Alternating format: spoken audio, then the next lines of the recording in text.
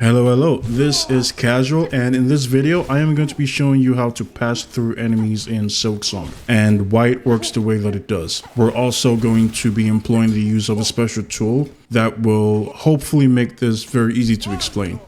I also want to highlight that I discovered this technique from a YouTuber called Yuri, and I wanted to take the explanation in their video just a little bit further.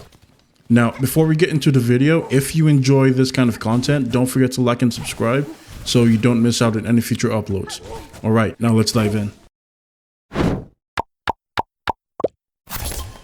Alright, so essentially this is how you do it. You want to dive towards the enemy with your downward attack. And when you hit them, you want to then dash to either direction, depending on your situation. In this situation, we're trying to pass through the enemy. So we're going to dash towards the opposite direction. You can use this with the Beast Crest. You can also use this with the Hunter Crest, but I don't think you can use it with the Reaper Crest or the Wanderer Crest because they don't have a lot of forward momentum. So there's no way Hornet can make it past the body in time.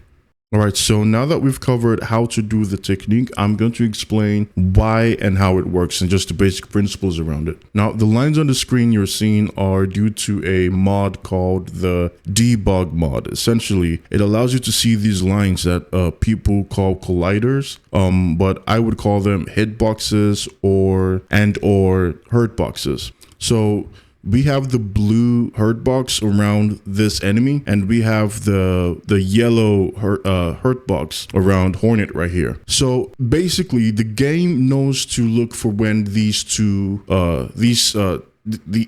entities, essentially the yellow box and the blue box, it reads for when they interact, and when they interact right here, when there's an intersection, that's when the game knows to give Hornet damage. That's when you take damage, essentially. That's basically how the game knows that you're supposed to take damage.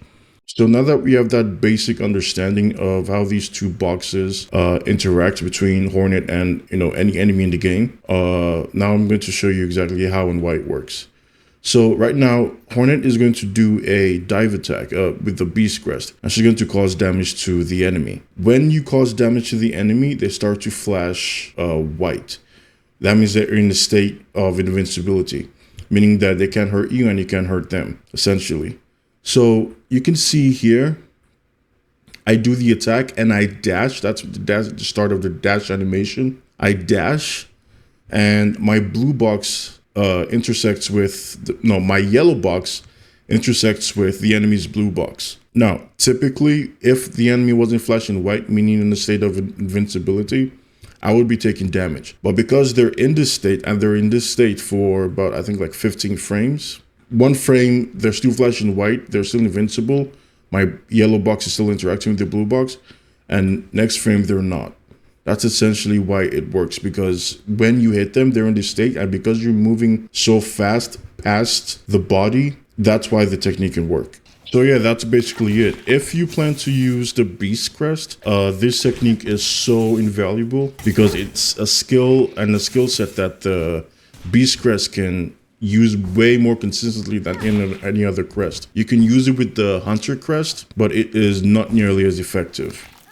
Alright, so if you enjoyed the video or you learned something new, don't forget to subscribe to the channel so you don't miss out on future uploads. Until next time, it's been Casual.